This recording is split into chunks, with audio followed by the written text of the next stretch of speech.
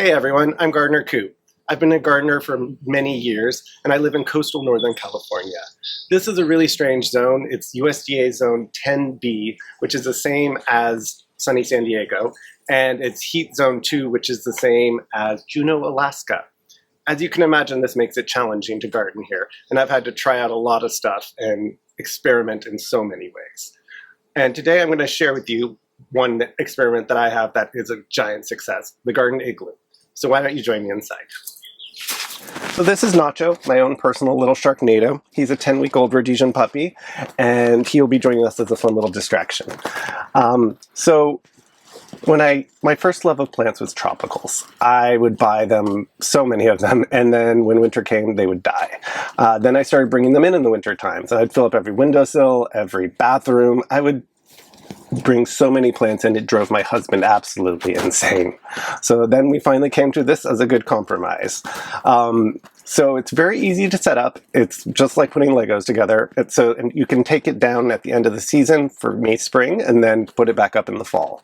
The first thing you want to do when you get an igloo is you want to put some garden furniture in it or build the igloo around it.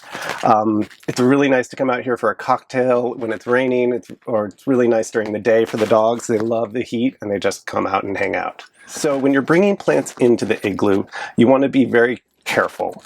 You want to bring them in first on a cloudy day. The light coming through the plastic is twice as hot as the light outside, so if it's a sunny day, you'll scorch your plants and get burn marks everywhere.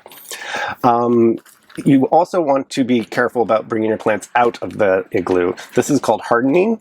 So you bring them out for 1 hour on day 1, 2 hours on day 2, and so forth for a full week. And that's how you can get them used to the strong sun and wind again for leaving the igloo.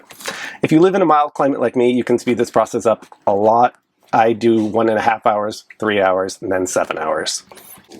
The way the igloo works is it raises the ambient temperature 10 to 15 degrees and protects against wind, which can lower the temperature further.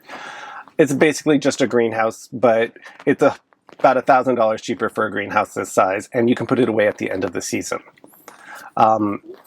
The type of plants you want to bring in here are like the tropicals that will get cut down by frost. Think bananas, gingers, caladiums, and hibiscus. I personally bring in my coleus, my begonias, and my New Guinea impatiens. To care for plants in the igloo, you want to be careful on watering. So if you have a small plant like this, you want to put them in trays and then water from below. I like to put about 1 inch of water in there. If you're dealing with larger plants, you just want to be really careful not to get water on the leaves. This can cause disease. And it's also a great tip for the rest of the garden, the year round. Another great use for the igloo is cuttings and seeds. So instead of bringing a whole plant in the winter time of my coleuses, I just cut a branch and prepare the cutting and stick it in some fresh potting soil. And I get a very high success rate, and I've kept my coleuses going for many years this way. And it saves you a ton of money. Each coleus at the nursery costs like $5 each, so free plants, yeah. For seeds, it's a perfect setting because you get strong light, strong heat, and high humidity. So I grow seeds in here because I get stronger germination and stronger growth.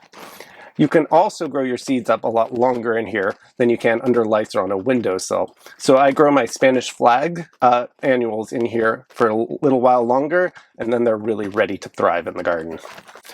I hope you join me and Nacho on this journey, and hit like and subscribe. I'm going to offer a different philosophy on gardening than you might have seen elsewhere. I believe gardening is a battle. It's not Zen, it's not meditation. It's a battle against elements and the disease. It's a battle against soil conditions and pests. Anyways, I hope you join us on this journey. Thanks for watching.